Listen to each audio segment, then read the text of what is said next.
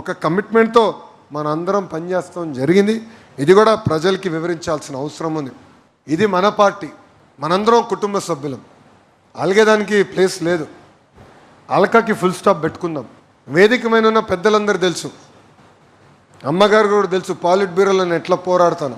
పార్టీలో సంస్కరణలు తీసుకురావాలని బలంగా నమ్మే వ్యక్తిని.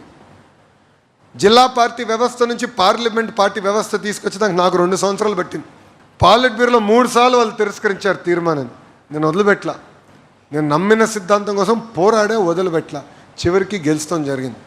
సో సంస్కరణలు తీసుకురావాలంటే పోరాడాలి, మాట్లాడుకోవాలి. 4 గోడల మధ్యన మన సమస్యలు పరిష్కరించుకోవాలి. బూత్ అవ్వచ్చు, యూనిట్ అవ్వచ్చు, క్లస్టర్ అవ్వచ్చు, గ్రామ మండల కమిటీలు ఉన్నాయి. కూర్చోండి, మాట్లాడండి. మీకు ప్రతి నెల మీటింగ్లు పెట్టమన్నాం. మీటింగ్లు పెట్టిన తర్వాత మీరు అప్లోడ్ చేస్తున్నారు. మీటింగ్లు ఏమేమి మాట్లాడారు ప్రతిదీ మేము చదువుతున్నాం. ఏది లైట్గా తీసుకోవట్లేదు. మీరే కోరారు కొత్త పెన్షన్లు ఇస్తే బాగుంటుందని. తప్పనిసరిగా అది చేసే బాధ్యత కూడా మేము తీసుకుంటున్నాం. సో మీరు ఇస్తున్న ఫీడ్బ్యాక్ సీరియస్గా తీసుకుంటున్నాం. ఏదో పెట్టాడు ఎవడో చదువుతున్నాడని కాదు. ప్రతిదీ మన జాతీయ అధ్యక్షుల గారి దగ్గర నుంచి పల్లా గారి వరకు అందరం సీరియస్గా తీసుకుంటున్నాం. అది ప్రభుత్వ విధానంలో అమలు చేస్తున్నాం.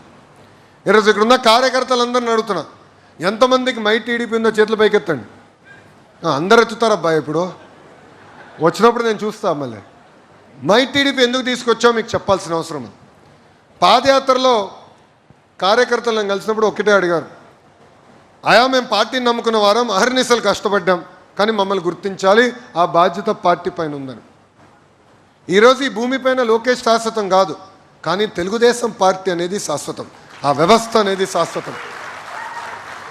ఈరోజు గ్రామంలో ఉన్న బూత్ అధ్యక్షుడిని ఏకంగా పార్టీకి ఎలా అనుసంధానం చేయాలి, వాళ్ళు చేస్తున్న కార్యక్రమాలన్నీ నేరుగా పార్టీ ఎట్లా తెలుసుకోవాలి.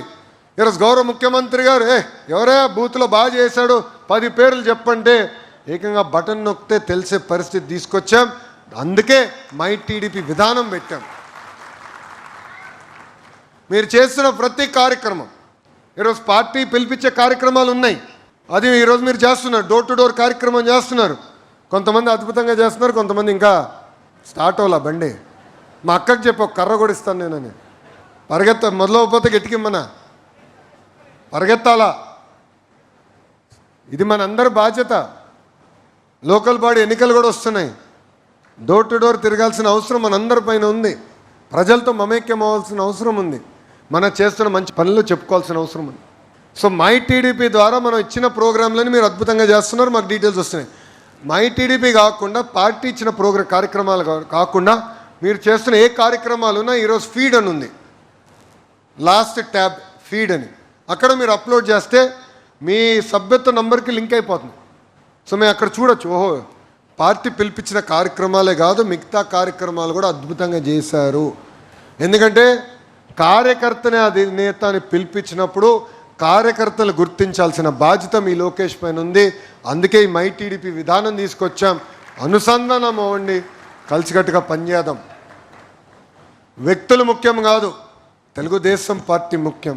అది దయచేసి గుర్తుపెట్టుకోమని ఇక్కడున్న కార్యకర్తలందరికీ నేను పిలిపిస్తున్నాను. ఇంతేకాకుండా నామినేటెడ్ పోస్టులని భర్తీ చేశాం. నవంబర్కి ఒక రౌండ్ అవుతుంది. ఫీల్డ్లో ఉండండి, మిమ్మల్ని ఎత్తుక్కుంటూ వచ్చే బాధ్యత మీ లోకేష్ది. నా చుట్టూ తిరిగి నాతో మీరు ఎన్ని ఎక్కువ ఫోటోలు తిరిగితే అన్ని పాయింట్లు తగ్గుతాయి. మీరు ప్రజల చుట్టూ తిరగండి, ఫీల్డ్లో ఉండండి. బూత్ అవ్వచ్చు, యూనిట్ అవ్వచ్చు, క్లస్టర్ అవ్వచ్చు, ఫీల్డ్లో తిరగండి. పెన్షన్ ఇవ్వండి, ఎవరు వెళ్ళొద్దంటున్నారు. సో కార్యక్రమాల్లో పాల్గొండి, యాక్టివ్గా ఉండండి. మిమ్మల్ని ఎత్తుక్కుంటా నేను వస్తా, పార్టీ వస్తుంది. సముచిత స్థానం కల్పించే బాధ్యత మాది మాది మాది అని ఈ సభాముఖంగా హామీ ఇస్తున్నాం. ఈరోజు ఆంధ్ర రాష్ట్రంలో వింత పరిస్థితులు ఉన్నాయి. ఎందుకంటే ఒక పక్కన మనం అద్భుతంగా అభివృద్ధి చేసుకుంటూ వెళ్తున్నాం, కానీ మన దౌర్భాగ్య స్థితి ఏంటంటే ఒక సైకో మనకి మాజీ ముఖ్యమంత్రిగా ఉంటాం. ఇప్పుడు ఒక ముఖ్యమంత్రి హోదాలో, ఎందుకంటే అన్నగారు ముఖ్యమంత్రి అయిన తర్వాత నేను పుట్టినవాడిని, కరెక్ట్గా 20 రోజుల్లో నేను పుట్టా. అధికారం పోతాం కొత్త కాదు, అధికారం వస్తాం కొత్త కాదు. కానీ ఒక ముఖ్యమంత్రి గారు అంటే సబ్జెక్ట్ మీద అద్భుతమైన గ్రిప్ ఉంటుంది. ఇప్పుడు బాబు గారు ఇరిగేషన్ గురించి చెప్తుంటే మొదటి 3 నిమిషాలు నాకు అర్థమవుతుంది, దాని తర్వాత నేనే తల గోక్కుంటా. ఇది పాఠాలు చెప్పించుకోవాలి అబ్బాయి ఇరిగేషన్ పైన, ఎందుకంటే నేర్చుకోవాలి. అన్నిట్లో నేను పర్ఫెక్ట్ కాదు. కానీ ఈరోజు దౌర్భాగ్య స్థితి ఏంటంటే ఆంధ్ర రాష్ట్రంలో ఒక మాజీ ముఖ్యమంత్రి సైకో ఏపీపీఎస్సికి డిఎస్సికి తేడా తెలియదు. నేను స్టన్ అయ్యా. నేను హౌస్లో ఉన్నా, మా వాడు ఒకడు మెసేజ్ పెట్టాడు, సార్ సైకో ఇది చెప్పాడని. నేను కన్నా జోక్ ఏమో అని, రే జోక్ క్వశ్చన్ మార్క్ అని పెట్టా. మనోడు వీడియోనే పంపించాడు. 5 సంవత్సరాలు ముఖ్యమంత్రిగా చేసిన వ్యక్తి ఏపీపీఎస్సికి డిఎస్సికి తేడా తెలీదా? అప్పుడు నేను ఎన్ని పేజీలు తిప్పినా, ఎన్ని ఇన్స్టాగ్రామ్ పోస్టులు ఇచ్చినా అప్పుడు అర్థమైంది, కనీసం అవగాహన లేని వ్యక్తి ఆంధ్ర రాష్ట్రానికి ముఖ్యమంత్రి అవుతే ఎలాంటి పరిస్థితులు వస్తాయో అదొక అద్భుతమైన ఉదాహరణ. అయ్యా 5 సంవత్సరాలు ఒక్క డిఎస్సి చేయాల, ఒక్క టీచర్ పోస్ట్ భర్తీ చేయాల, వర్టికల్ హారిజాంటల్ రిజర్వేషన్ అంటే ఏంటో అర్థమవుదాయనికి. నేను శాసనసభ సాక్షిగా అన్నిటికీ సమాధానం చెప్పా, ఛాలెంజ్ చేశా. ఈరోజు కూడా ఛాలెంజ్ చేస్తున్నా, అయ్యా సైకో టైం డేట్ నువ్వు ఫిక్స్ చేయి, చర్చకునే వచ్చేదానికి సిద్ధం, నువ్వు సిద్ధమా అని అడుగుతున్నా. అరే ఇది 5వసారి ఛాలెంజ్ చేస్తున్నా. ఒకే తాడేపల్లి కొంపలో కూర్చుంటాం కాదు, బయటికి రా చర్చకి. అరే ఏం తప్పు చేయాలా? 16,000 పోస్టులు ఇచ్చాం, మీరు కోర్టుకు వెళ్ళారు, కేసులు వేశారు. కోర్టు ఎక్కడ మమ్మల్ని తప్పట్ల, ఏకంగా నోటిఫికేషన్ ఇచ్చి ఎగ్జామ్ ముందలా 150 కేసులు వేశారు. ఎక్కడ నోటిఫికేషన్ ఆగల. 16,000 మంది టీచర్లకు ఇచ్చాం. ఈరోజు శాసనసభ్యులు వెళ్ళి ఒక్కొక్క టీచర్ని కలుస్తుంటే ఎంత స్టోరీ. దయనీయమైన పరిస్థితి నుంచి వచ్చిన వారు చాలా కష్టపడ్డారు. 5 సంవత్సరాలు ఒక్క టీచర్ పోస్ట్ రాలేదే అన్న బాధ. కష్టపడ్డారు, చదివారు, టెట్ రాశారు, చివరికి డిఎస్సి రాసి ఈరోజు టీచర్ అవుతే వాళ్ళని అవమానిస్తారు. ఎంత అన్యాయమో ఒకసారి ఆలోచించండి. అంటే వాళ్ళ అబద్ధాలు ఎంత బాగా చెప్తారనే దానికి ఇది ఒక ఉదాహరణ. వాస్తవం నిజం కూడా మనం అంత బాగా చెప్పలేము బా.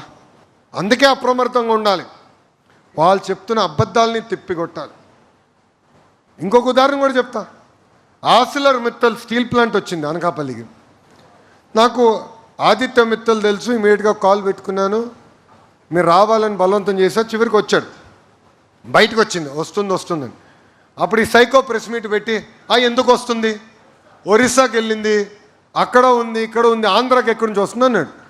నేను నవ్వుకున్నా, టైం వచ్చింది అబ్బా, డోంట్ వరీ, లండన్ నుంచి మందులు కూడా తెప్పించాలి నీకు అనుకున్నా. దాని తర్వాత కరెక్ట్గా కట్ అయింది, శంకుస్థాపన చేస్తున్నాం.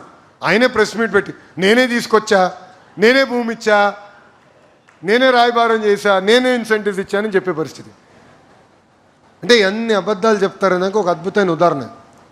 సేమ్ థింగ్ గూగుల్ మనం తీసుకొస్తే నేను తీసుకొచ్చా, ఆర్సిలర్ నేను తీసుకొచ్చా అంటే నేను తీసుకొచ్చా. అంటే ఎలాంటి అబద్ధాలు చెప్తారనేది ఇది ఉదాహరణ. అందుకే కార్యకర్తలందరూ అప్రమత్తంగా ఉండాలి, ప్రజల్లో తిరగాలి, ప్రజలతో మమేక్యం అవ్వాలి. అదే మనందరికీ శ్రీరామ రక్షం.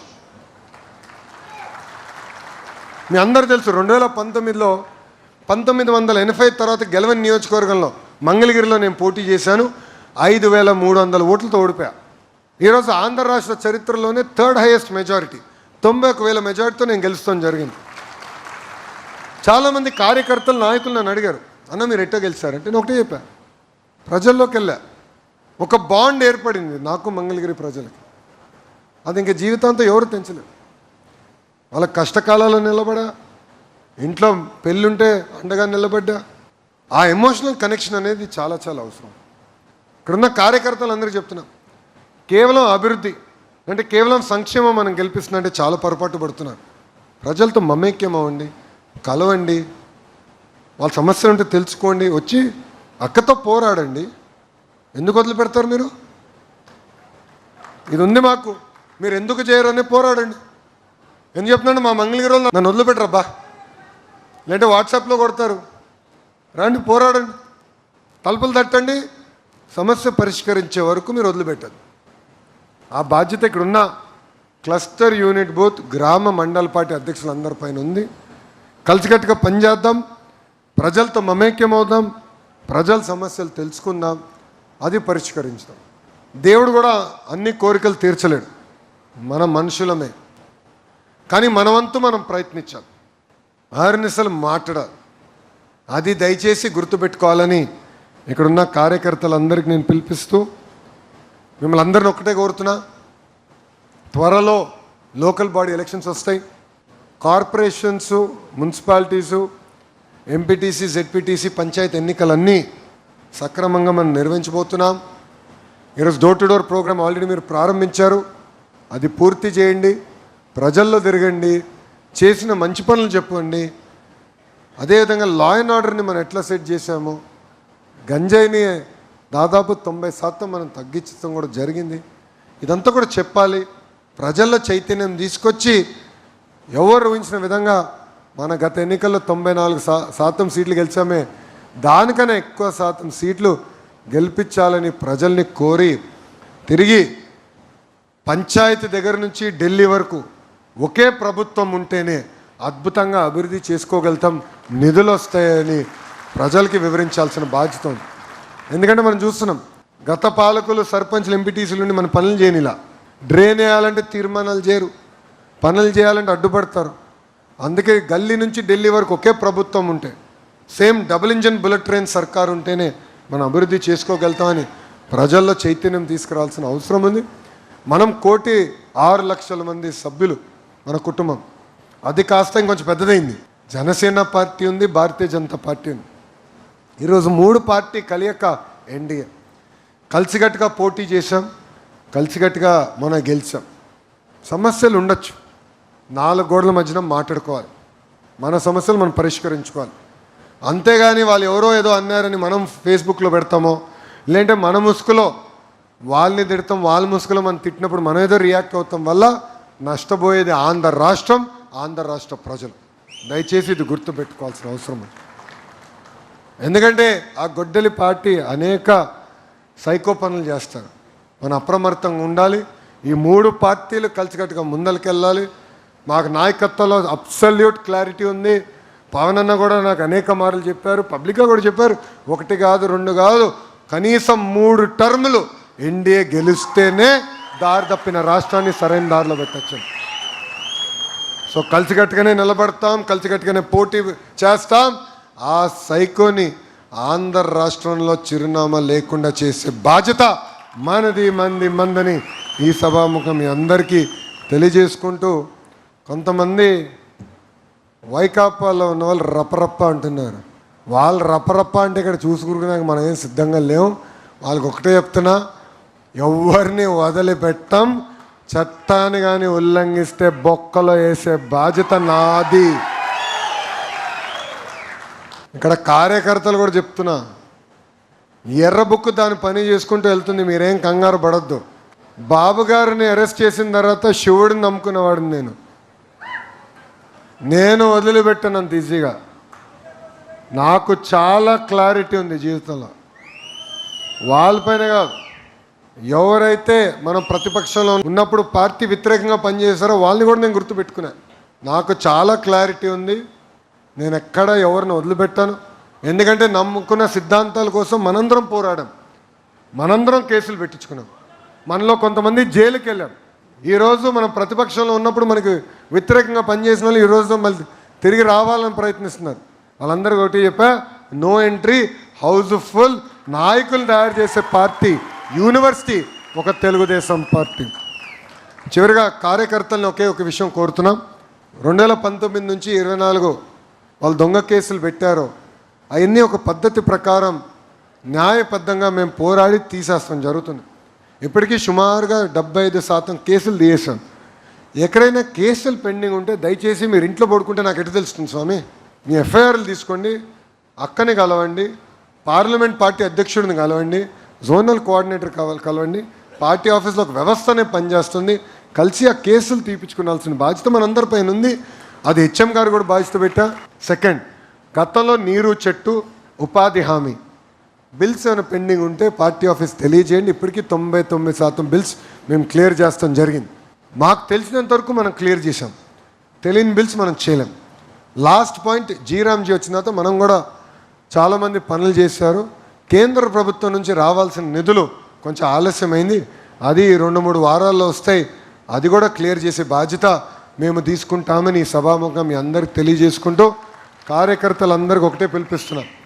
ప్రజలు నమ్ముకోండి, ప్రజలతో మమేక్యమవ్వండి, ఒక ఎమోషనల్ కనెక్షన్, ఎమోషనల్ బాండ్ ఏర్పాటు చేసుకోండి. అది మీకు శ్రీరామరక్ష, నాకు శ్రీరామరక్ష. అంతేగాని అధికారం వచ్చిందని కాలర్ ఎగిరేస్తే అదే కాలర్ ప్రజలు పట్టుకుంటారు. ఈరోజు అందుకే గొడ్డలి పార్టీ నాయకులు బయటకు వచ్చే పరిస్థితిలే, ప్రజల్లో తిరిగే పరిస్థితిలే. ఎందుకంటే ప్రజలు పట్టుకుంటారు, నిర్మమాటంగా ప్రశ్నిస్తారు. సో అది గుర్తుపెట్టుకోవాలని కార్యకర్తలందరినీ నేను కోరుకుంటూ, నాకు ఇంత అద్భుతమైన అవకాశం ఇచ్చిన ఈ పసుపు సైన్యానికి పేరు పేరున నా హృదయపూర్వక ధన్యవాదాలు తెలుపుకుంటూ మీ అందరి దగ్గర నుంచి సెలవు తీసుకుంటున్నాం. జై తెలుగుదేశం, జై తెలుగుదేశం. చంద్రబాబు నాయుడు గారి నాయకత్వం, చంద్రబాబు నాయుడు గారి నాయకత్వం. జోహార్ అన్న ఎన్టీఆర్, జోహార్ అన్న ఎన్టీఆర్. జై హింద్. కార్యకర్తలందరికీ ఒక విజ్ఞప్తి, చివరి కార్యకర్తతో ఫోటో దిగిన తర్వాతనే నేను వెళ్తాను.